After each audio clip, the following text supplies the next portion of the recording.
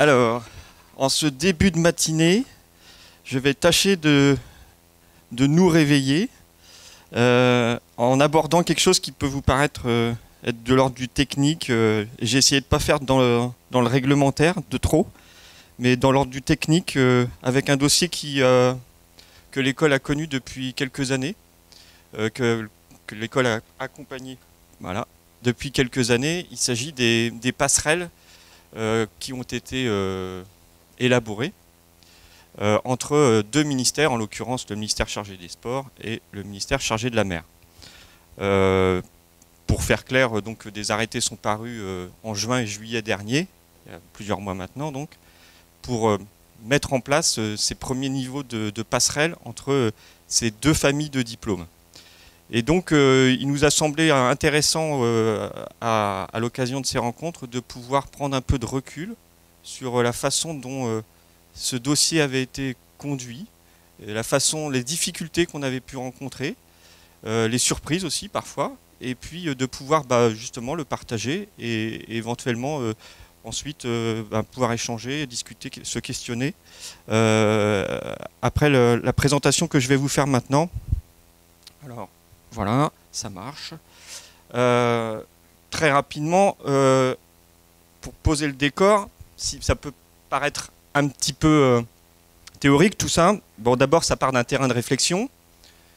Il va falloir qu'on se comprenne aussi sur les termes, et donc je me suis aventuré à vous poser une définition de ce que seraient les passerelles pour qu'on se comprenne bien dans les pages qui vont suivre, et puis derrière une problématique en lien avec nos rencontres.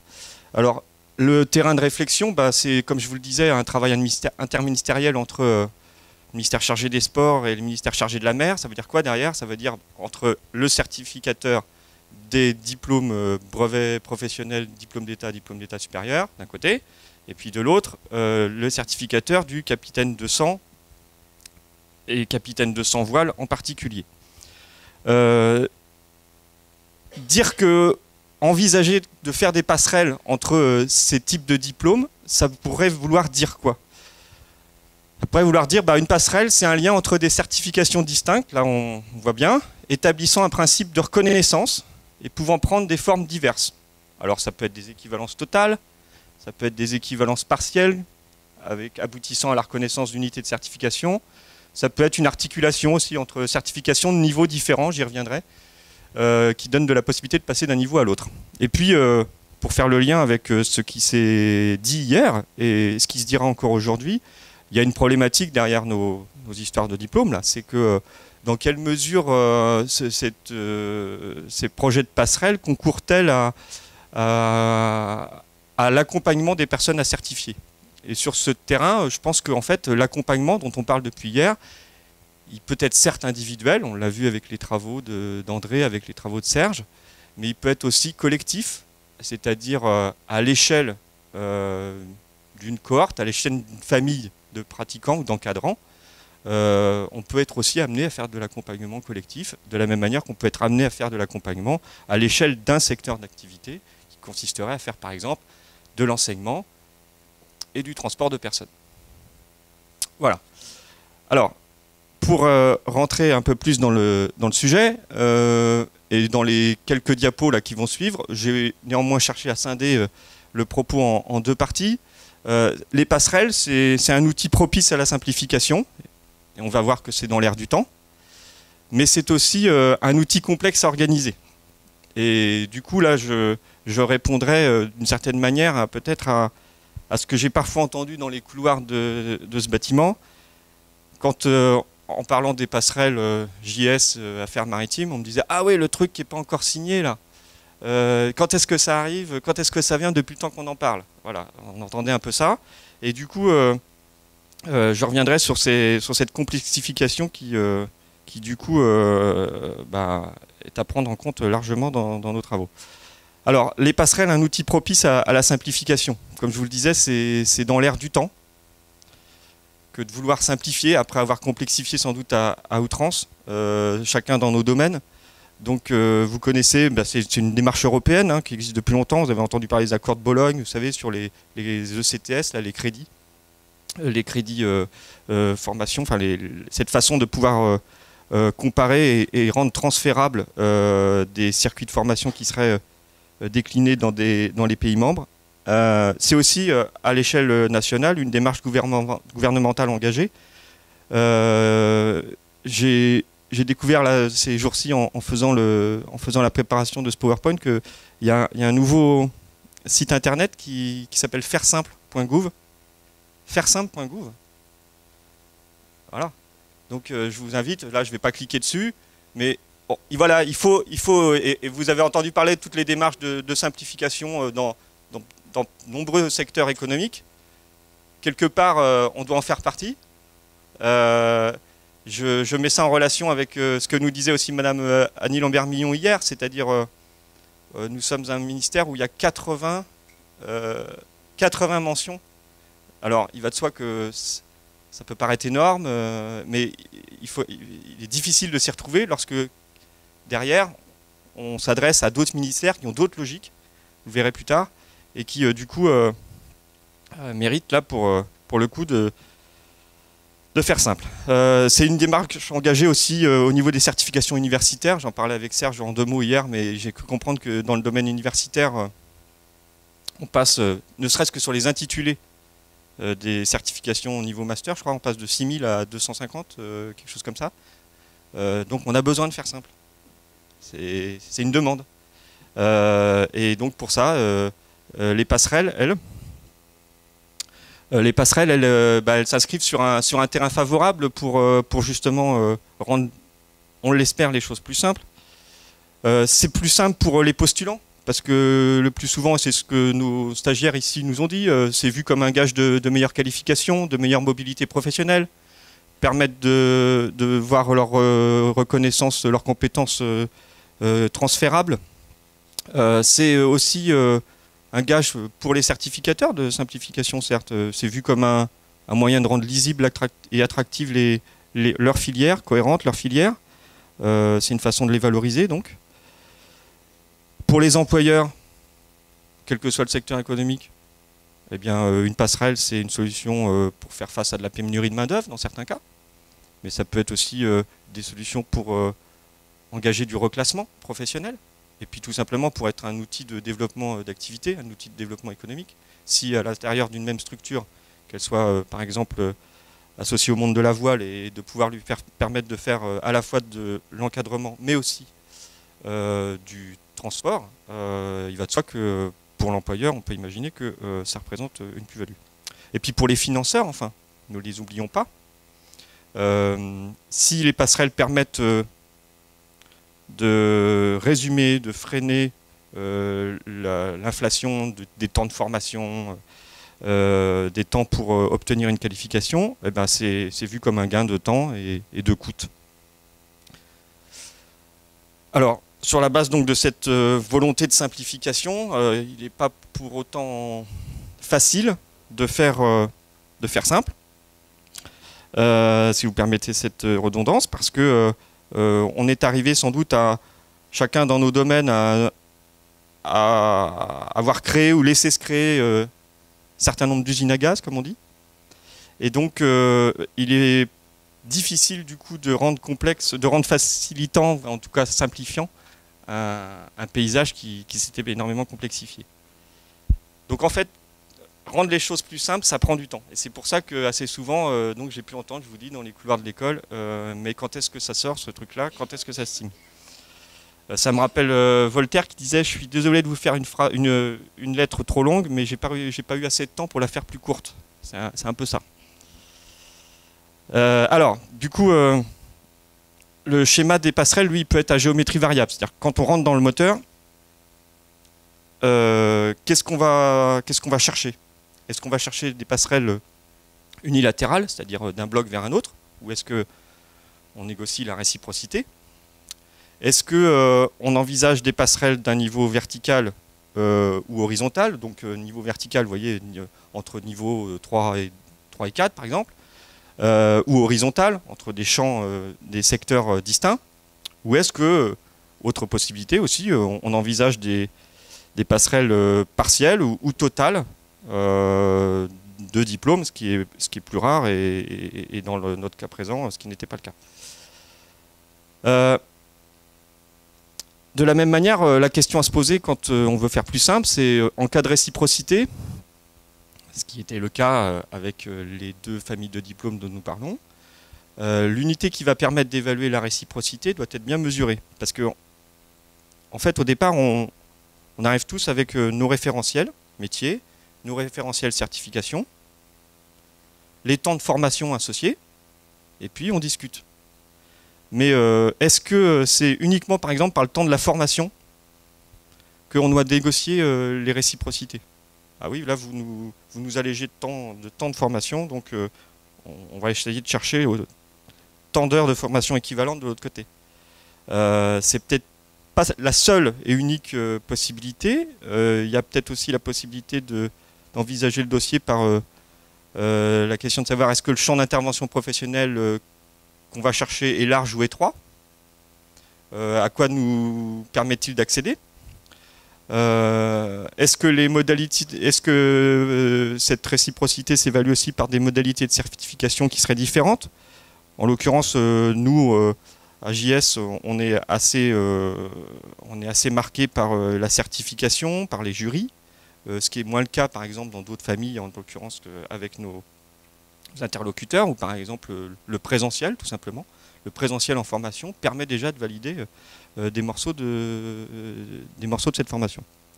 Donc, vous voyez que les éléments d'appréciation ne sont pas aussi évidents à retenir. Et puis, les passerelles envisagées amènent-elles à privilégier telle certification plutôt que telle autre? C'est des choses aussi qu'on a eu à l'esprit, qu'on a toujours, avec toujours des doutes possibles sur les choix qui sont réalisés. Et donc, ça renvoie à des questions sur sa propre façon de faire, c'est-à-dire la question de l'usage des passerelles renvoie à la question de l'usage de nos propres certifications. Je le répète encore, mais donc, on parlait des 80 mentions qui existent à Jeunesse et Sport, mais on pourrait parler aussi du dédale des UCC, des CS, qui, lorsque on a besoin de négocier à un niveau assez global, permettent pas justement de trouver de la simplification.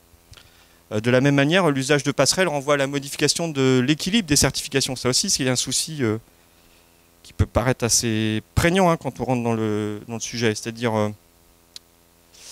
en établissant des ponts comme ça entre ces deux certifications, ces deux familles, est-ce que je ne vais pas en avantager une plutôt qu'une autre? Et donc derrière, ça peut avoir un impact assez important sur ce que pourrait être l'avenir de telle ou telle certification. Donc, vous voyez, j'arrive déjà à la conclusion, mais vous inquiétez pas, j'ai prévu aussi de vous livrer quelques images. Les passerelles peuvent modifier des équilibres. Et donc, il va falloir qu'on pense pour l'avenir, là, à l'occasion de la rénovation des dispositifs de formation ou de certification, au sort des passerelles qu'on aura mis en place. C'est pas le tout de dire à l'instant T, là, en 2013-2014, on produit des passerelles.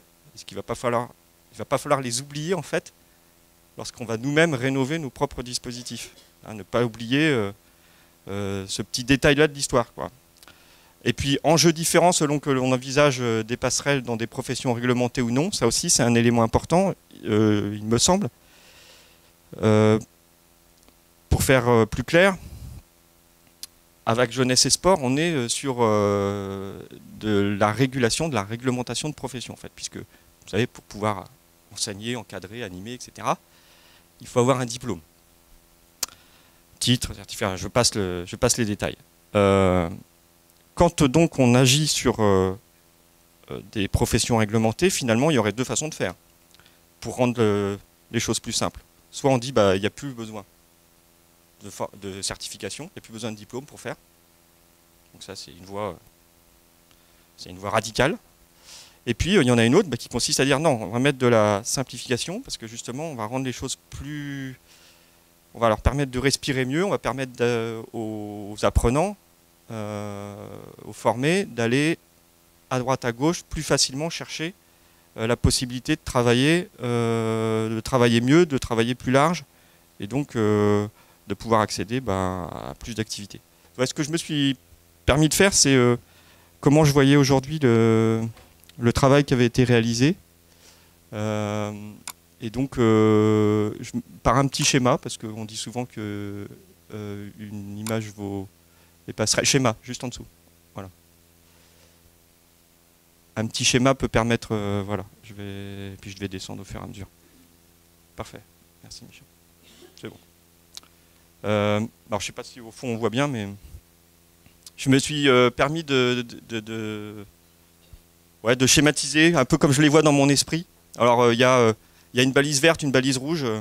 Ça vous rappellera peut-être quelque chose. Là, visiblement, d'après mes souvenirs sur le balisage, on est en train de sortir du port.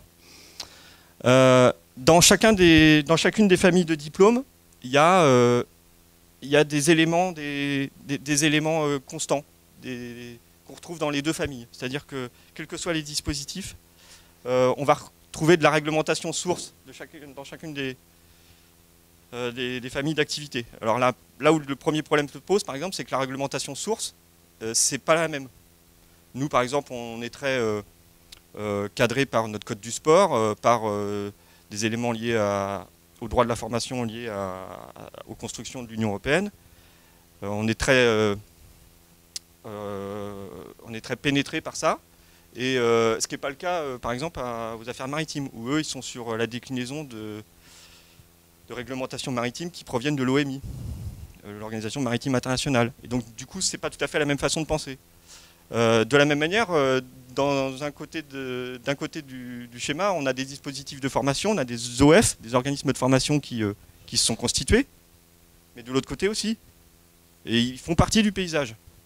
De la même manière, le paritarisme aussi, il fait partie, et donc la voix donnée aux professionnels, elle compte aussi, au moment de toucher à ces questions-là, de la même manière qu'elle a aussi voix au chapitre de l'autre côté. Et puis j'ai rajouté aussi une dernière petite flèche, les services associés, c'est-à-dire que dans chacune des bulles,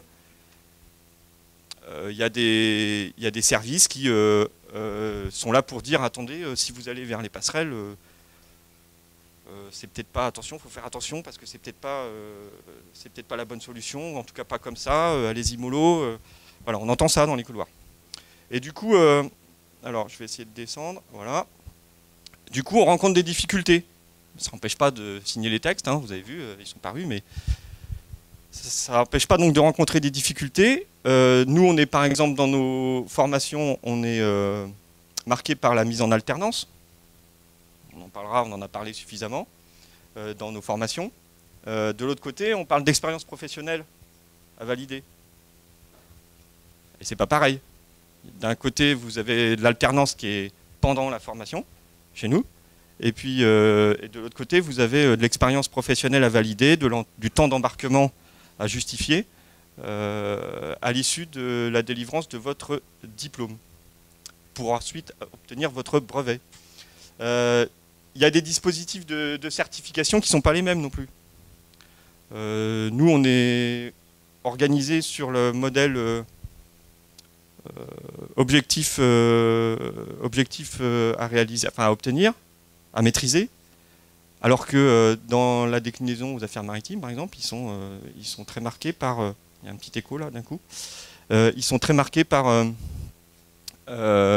les référentiels de formation et non pas les référentiels de certification, pardon.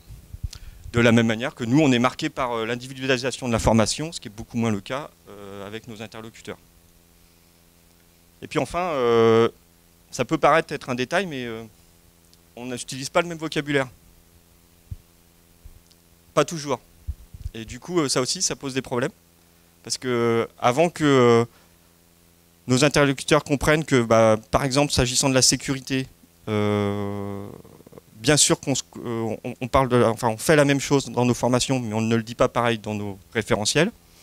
Il y a du temps qui s'écoule pour réussir à se comprendre. Donc voilà les quelques éléments que je voulais partager avec vous ce matin. Je ne voulais pas rentrer dans le détail des passerelles, des textes qui avaient été négociés et signés, je vous le rappelle, donc en juin et juillet dernier. si vous le souhaitez, je pourrais vous donner les références pour ceux qui le souhaitent, ou je les indiquerai dans le PowerPoint à l'issue, parce que c'est vrai que je ne l'ai pas indiqué, mais je les mettrai en lien pour vous les retrouver sur Légifrance. Voilà, je vous remercie.